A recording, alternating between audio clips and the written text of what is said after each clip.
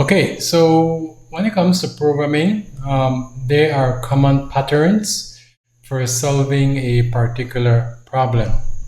So what I want to do in this lesson is to look at how we can use loops to solve the problem of finding the sum of an array, finding the max of an array, and finding the min of an array. Okay, so the algorithm basically says we would need to create the array. We would need to create a variable called sum and set it to 0. And then of course we would need to tell the user or inform the user that they need to enter the values. And the key part in step 4, we will use a loop to ask the user for the numbers.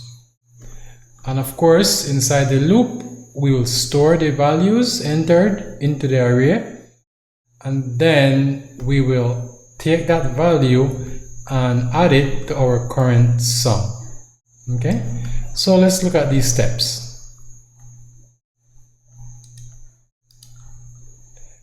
So let me come over here. Let me create a new file. Let's call this sum.cpp.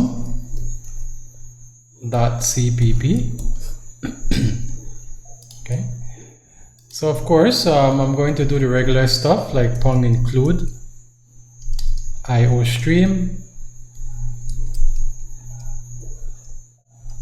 Okay, and of course using namespace std. Okay, int main. Okay, I'm gonna have my return 0. Okay, so the first thing we need to do is to specify how many values we want in the array. So let's say I only want 5 values to be entered. So I'm gonna create an array. So I'm gonna say double, okay, because I am using double because I want to give the user the ability to enter numbers that have decimal points. So I'm going to say double. I'm going to call my array values. And to specify that it's an array, I'm going to use the square bracket in front. And then I'm going to specify how many values this array will contain. Let's say 5. Okay. So this array will hold the user values. Okay, and then I will need to create a variable that will contain the sum after I have added all the values in the array. Okay, and of course the algorithm tells us we need to initialize the sum to 0. Okay, so we need to set it to 0, otherwise it will not work. And so what I'm going to do, I'm going to notify the user that they should enter 5 numbers. Okay, so I'm going to say please enter 5 values.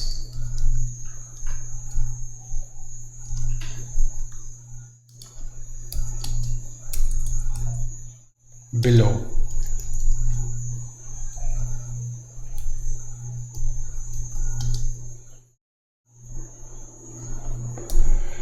Okay, so once we have notified the user of our intentions, we'll go ahead and create our loop. And so, if you recall, our loop will have an initializer, an index into the array. So since we have 5 values in the array, and we know that arrays start at 0, index 0, we will let I be 0 and we will stop at 5. Again, we're stopping at 5 because there are 5 items in the array and the position or the index of the last one is 4. Okay, So all I'm going to do in here is to ask the user to enter a number. Okay, and so I'm going to say enter number, or let's say enter value.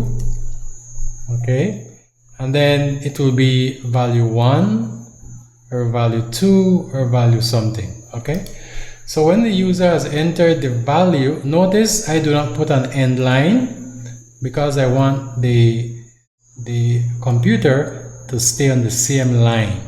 Okay, so I do not use ENDL. So once I have that, I'm going to say cin, and of course I'm going to store that in values I. Okay, at the beginning I will be 0. Now once I have that value stored, I will simply use it to add to the current sum. Okay, and so the sum is equals to the old sum plus this current value. Now at the beginning sum will be 0.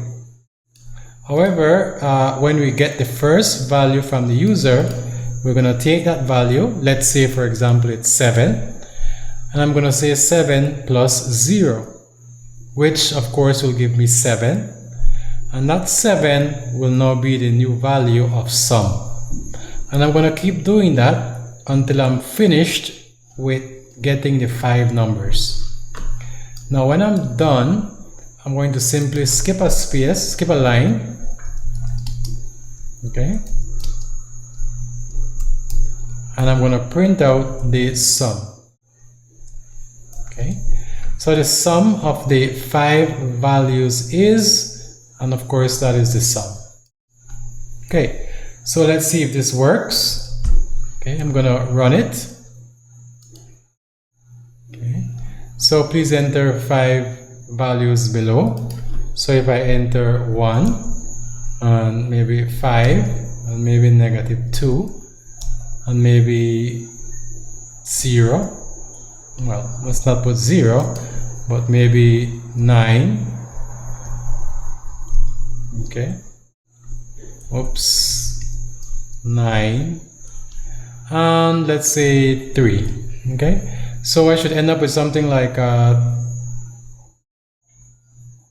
maybe 16 as the sum.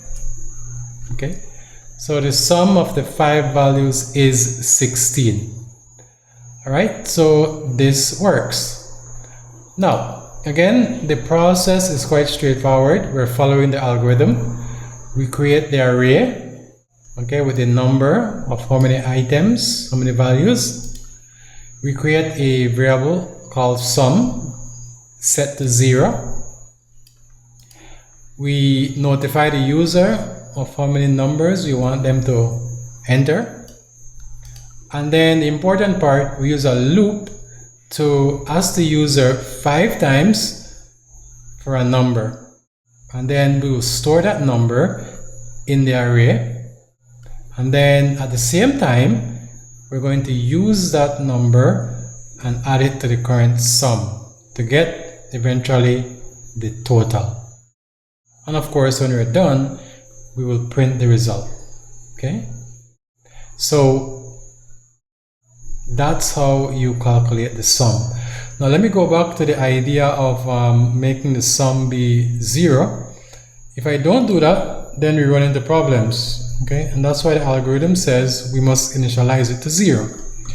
So to demonstrate this, I'll click play, and I will just put in my numbers. Let's say 2, let's say 5, let's say 7, let's say 11, let's say 13.